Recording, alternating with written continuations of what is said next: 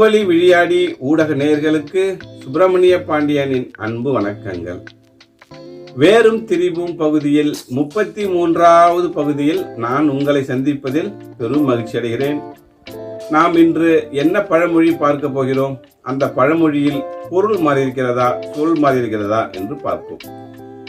இன்று நாம் பார்க்க இருக்கின்ற பழமொழி சித்திரை அப்பன் தெருவிலே என்பதுதான். அதாவது இந்த பழமொழி இன்று எவ்வாறு திரிந்திருக்கிறது என்றால்,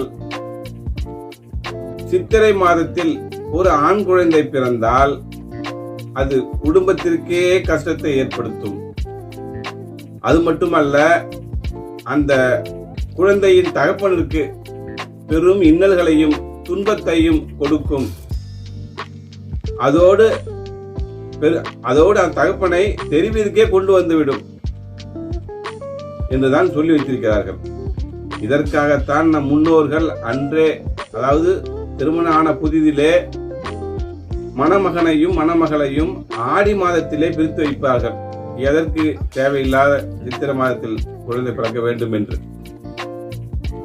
ஆனால் இதனுடைய வேர் என்னவென்றால், சிறுதிரை அப்பினால் தெருவிலே என்பதுதான். சிறுதிரை என்றால் இந்த விழித்திரையை சிறுதிரை போல் கண்புரை அப்பினால், ஆணாக இருந்தாலும் பெண்ணாக இருந்தாலும் தெருவிலே நடக்கும்போது வழி தெரியாமல், பாதை தெரியாமல் அவதி உருவார்கள் என்பதற்காகத்தான் அந்த காலகட்டத்திலே சொல்லி வைத்திருக்கிறார்கள். அதாவது இப்போது உள்ளது போல அந்த காலகட்டத்தில் எந்த வசதியும் இல்லை. அந்த கண்புரையை நீக்குவதற்கு எந்த வசதியும் இல்லை. அதனால் அப்போது இந்த பழமொழி சொல்லப்பட்டது. இந்த பழமொழியில் சொல் மாறியதால் பொருளும் மாறிவிட்டது.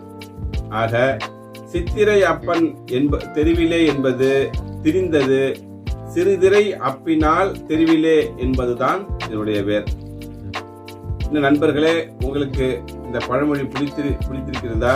அப்படி பிடித்திருந்தால் கீழே இருக்கின்ற கமெண்ட் பாக்ஸில் உங்களுடைய கருத்துக்களை பதிவிடுங்கள். உங்களுடைய நண்பர்களுக்கு இவற்றை ஷேர் செய்யுங்கள். மீண்டும் இதே வேறும் திரிவும் பகுதியில் அடுத்த வாரம் நான் உங்களை சந்திக்கிறேன். அதுவரை உங்களிடமிருந்து விடைபெறுவது உங்கள் சுப்பிரமணிய பாண்டியன். நன்றி, வணக்கம்.